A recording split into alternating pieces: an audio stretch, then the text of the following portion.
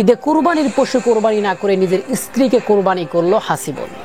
ঘটনাটি লালমনিরহাট জেলা পাটগ্রাম থানা কুসলিবাড়ি ইউনিয়ন ৬ নম্বর ওয়ার্ডে এই ঘটনাটি ঘটে। ঘটনাটি আশ্চর্য মনে হলেও এটাই সত্যি। স্বামী তার স্ত্রীকে খুন করার পরে পালিয়ে যায়। স্বামীকে দেখলে অনেক হুজুর সুফি, অনেক ভালো মনে হচ্ছে, জানি না পিছনের রহস্য কি, কিন্তু তার স্ত্রীকে তিনি হত্যা করে পালিয়ে গিয়েছে। পুলিশ যখন বিষয়টি জানতে পারে, জানার পরে তার বাবা এবং তার ভাইকে আটক করে। যেই মেয়েকে খুন করা হয়েছে সেই মেয়ের পিতার নাম হচ্ছে একরামুল হোসেন। যদি আমরা এখন একরামুল হোসেনের পরিবারের দিকে তাকাই, তাহলে ভিডিও ফুটেজে দেখতেই পাচ্ছেন যে তার পরিবার কিভাবে কান্না করতেছে। ঈদের আনন্দ কোথায় যেন তাদের হারিয়ে গিয়েছে। দুঃখ ভরাক্রান্ত হৃদয় নিয়ে পুরো পরিবার মাটিতে গড়াগড়ি খাচ্ছে। প্রতিবেশীরা দুঃখ ভরাক্রান্ত হৃদয় নিয়ে দাঁড়িয়ে আছে, যেন ঈদের আনন্দ পুরো এলাকা থেকে হারিয়ে গিয়েছে।